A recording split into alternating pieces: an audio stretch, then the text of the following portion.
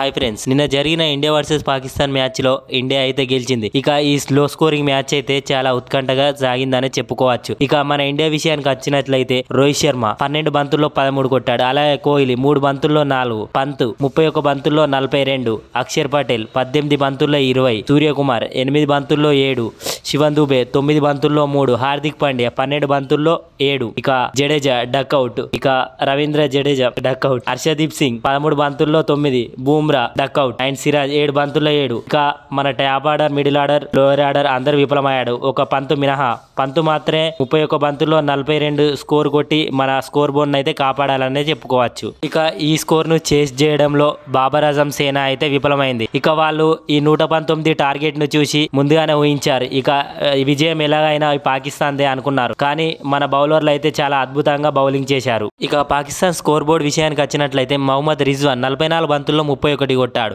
Babur Azam captain 10 బంతుల్లో 13 కొట్టాడు. ఉమర్ ఖాన్ 15 బంతుల్లో 13 కొట్టాడు. ఫక్కర్ జమాన్ 8 బంతుల్లో 13 కొట్టాడు. 23 బంతుల్లో 15 కొట్టాడు. షాదబ్ ఖాన్ 7 బంతుల్లో 4 కొట్టాడు. ఇఫ్తిఖర్ 9 బంతుల్లో 5 కొట్టాడు. డక్అవుట్ నయీంసా 4 బంతుల్లో 10 కొట్టాడు. ఇక ఇండియా బౌలింగ్ ముందు ఒక్క పాకిస్తాన్ బ్యాటర్ కూడా సరిగ్గా ఆడలేకపోయాడు. ఇక పాకిస్తాన్ బౌలింగ్ విషయానికి వచ్చినట్లయితే ఇది 4 ఓవర్లో 1 వికెట్ తీసి 29 రన్లు అయితే ఇచ్చాడు.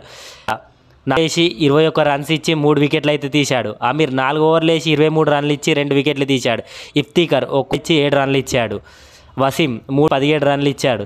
హరీష్ రాఫ్ 3 ఓవర్లు 3 వికెట్లు తీసి 21 రన్స్ అయితే ఇచ్చాడు. ఇక నసీం షా మరియు హరీష్ రాఫ్ బౌలింగ్తో మన ఇండియన్ బ్యాటింగ్ ఆర్డర్ అయితే కుప్పకూలిందని చెప్పుకోవచ్చు. ఇక మన ఇండియన్ బౌలింగ్ విషయానికి వచ్చినట్లయితే హర్షదీప్ సింగ్ 4 ఓవర్లు వేసి 1 వికెట్ తీసి 31 రన్స్ ఇచ్చాడు.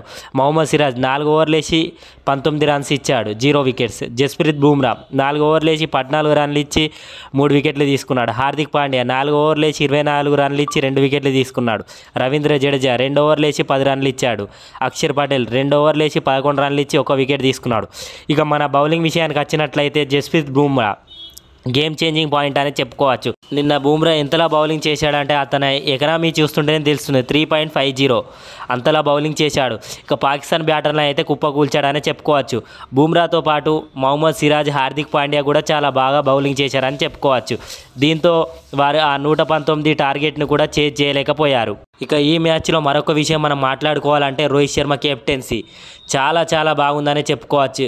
ఇలాంటి లో స్కోరింగ్లో మన రోహిత్ శర్మ క్యాప్టెన్సీ అయితే చాలా అద్భుతంగా ఉంటుంది ఫ్రెండ్స్. ఇక మనం మొత్తానికి అందరం అనుకున్నట్టుగానే ఇండియానే గెలిచింది. మీ అభిప్రాయాన్ని అయితే కామెంట్ చేయండి.